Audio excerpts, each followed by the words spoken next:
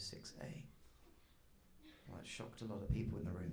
Okay, we are going to read The Iron Giant because it reminds me of me, both iron and a giant.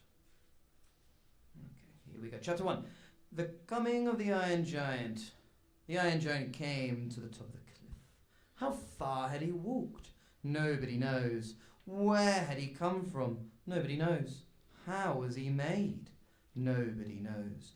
Taller than a house, the Iron Giant stood at the top of the cliff, on the very brink in the darkness.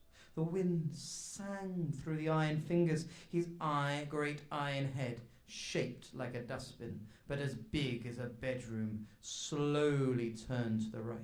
Slowly turned to the left. His iron ears turned this way and that. He was hearing the sea. His eyes, like headlights, glowed white, then red, then infrared, searching the sea. Never before had the Iron Giant seen the sea. He swayed in the strong wind that pressed against his back. He swayed forward on the brink of the high cliff, and his foot, his enormous iron right foot, lifted up, out into space, and the Iron Giant stepped forward, off the cliff, into nothingness. Crash! Down the cliff the Iron Giant came toppling, head over heels. Crash, crash, crash, from rock to rock, from snag to snag, tumbling slowly, and as he crashed and crashed, his iron legs fell off. His iron arms fell off. His iron hands fell off. His iron ears fell off. His iron eye fell off. And lastly, thankfully for me, his iron head fell off.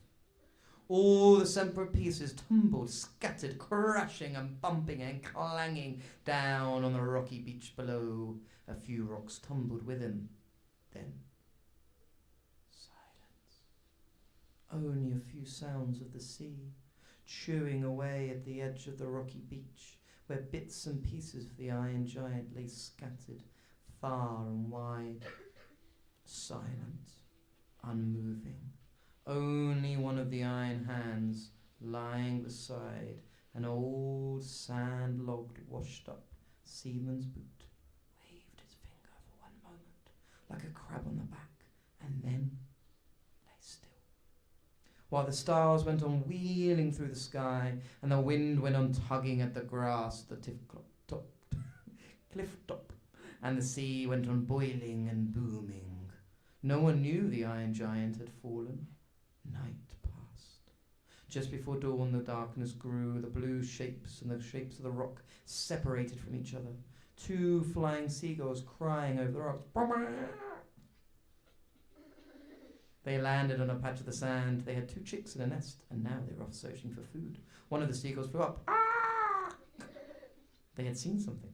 He glided low over the sharp rocks. He landed and picked something up, something shiny, round and hard. It was one of the Iron Giant's eyes. He had brought it back to his mate. They looked at this strange thing, and the eye looked at them. It rolled from side to side, looking first at one gull and then at the other. The gull was peering at it, though it was kind of strange, of clam, peeping at them from under the shell. Then the other gull flew up, wheeled around and landed and picked up something awkward, a heavy thing. The gull flew low and slowly dragged the heavy thing. Finally, the gull dropped it beside the eye. The new thing had 5 legs. It moved. The gulls thought it was a strange type of crab. They thought they'd find a strange crab and a strange clam. They did not know they'd found the Iron Giant's eye, the Iron Giant's right hand. But as soon as the eye and the hand got together, the eye looked at the hand. Its light glowed blue. The hand stood up in 3 fingers and a thumb. It craned its 4 fingers like a long nose, and it felt around. It touched the eye. Gleefully it picked up the eye and tucked it under its middle finger, then peered out. and then between the fourth finger and the thumb. Now the hand could see. It looked around. It darted and it jabbed at one of the gulls with a stiffly held finger. Then it darted and jabbed at the other. 2 gulls flew up into the wind with a frightened cry. Slowly the hand crept over the stones, searching. It ran forward, suddenly grabbed something and tugged. But the thing was stuck between 2 rocks. The thing was the iron giant's arms. At last the hand left the arm and went on scuttering hither and thither among the rocks till it stopped and touched something gently. It was the other hand. This new hand stood up and hooked a finger round the little finger. The hand with the eye now let itself be led. Now the 2 hands, seeing one and the leading one blind, walking on their fingertips, went back to the arm, and together they tugged it free. The other hand was fastened to the wrist of the arm. The arm stood up and walked on its hand. The other clung behind as before, and this strange trio went on searching. An eye! There it was, blinking them speechless before a black and white pebble. The seeing hand fitted the eye to the blind hand, and now both hands could see. They went running among the rocks. Soon they found a leg. They jumped on top of the leg, and the leg went hopping over the rocks, and the arm went swinging, swing, swing, swing, swing. From the hand that clung to the top of the leg, the other hand clung to the top of the hand. The 2 hands with their eyes guided the leg, twisting this way and that, like a rider guides his horse. Soon they found another leg and another arm, now each hand with an eye under its palm and an eye dangling down from its wrist, rode on separately among the beach. Hop, hop, hop, hop, hop, they went peering among the rocks. One found an ear, one in the same moment found a giant torso, and the busy hands fitted the legs and the torso, and they fitted the arms, and each fitting each other, the torso stood up with legs and arms, but no head. It walked about the beach, holding up its eyes in its hand. At last there was a head, eyeless, earless, nestled in a heap of the road seaweed. Now in no time the iron giant had fitted his head back, and his eyes were in place, and everything except for one ear. He strode about the beach, searching for his ear, as the sun rose over the sea, and the day came. The 2 girls sat on their ledge high on the cliff. They watched the immense man striding to and fro from the rocks below. Between them on the nestling ledge lay a great giant ear. The girls could not eat it. The baby girl could not eat it.